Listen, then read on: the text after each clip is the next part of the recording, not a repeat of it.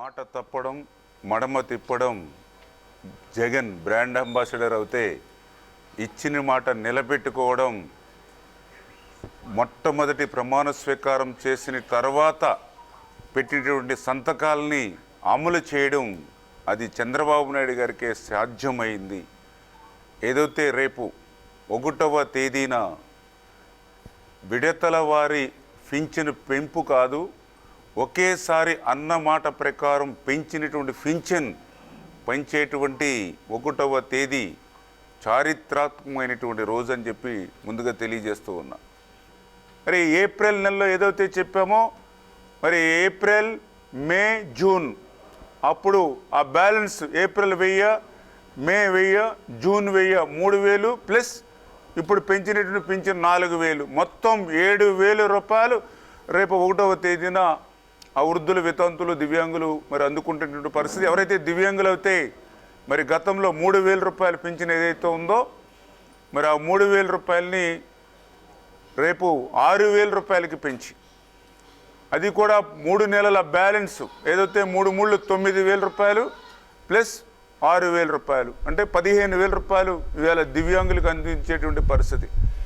ఎంత దుర్మార్గం అనంటే ఆ రోజు 2019లో ఎవరైతే దివ్యాంగులు ఎవరైతే ఉన్నారో వాళ్ళకి 3000 రూపాయలు పింఛన్ ఉంటే 19లోనే 3000 రూపాయలు ఆ రోజు చంద్రబాబు నాయుడు గారు పెంచిన పింఛన్ ఉంటే 5 సంవత్సరాల దివ్యాంగులది 3000 రూపాయలని ఒక్క రూపాయి కూడా 5 సంవత్సరాల్లో పెంచాల.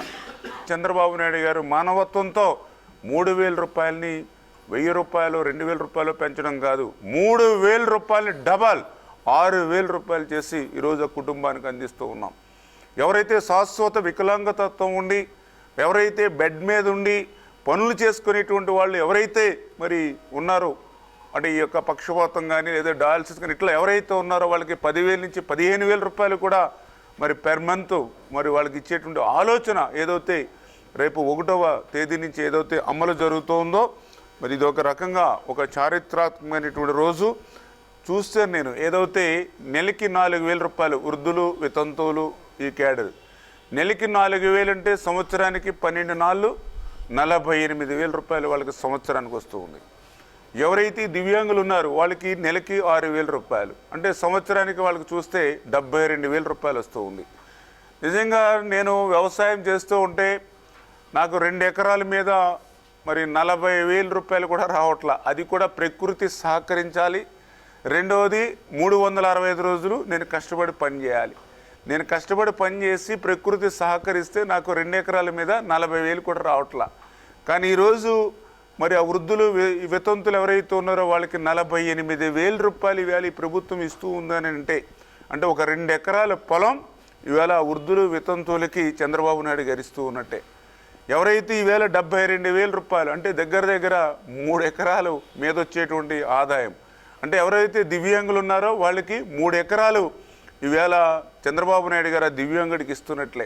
అంటే 2 ఎకరాలంటే ఇక్కడ మినిమం కాస్ట్ 50 లక్షలు అంటే 1 కోటి రూపాయలు, 3 ఎకరాలంటే 1,50,00,000 అంటే ఈవేళ చంద్రబాబు నాయుడు గారు ఎవరైతే ఆదరణ లేక నిరాదరణకు గురవుతున్నటువంటి వృద్ధులు, వితంతులు ఎవరైతే ఉన్నారో వాళ్ళకి 1 కోటి రూపాయల ఆస్తిని వాళ్ళ చేతిలో పెట్టారు ఈ రోజు నుంచి.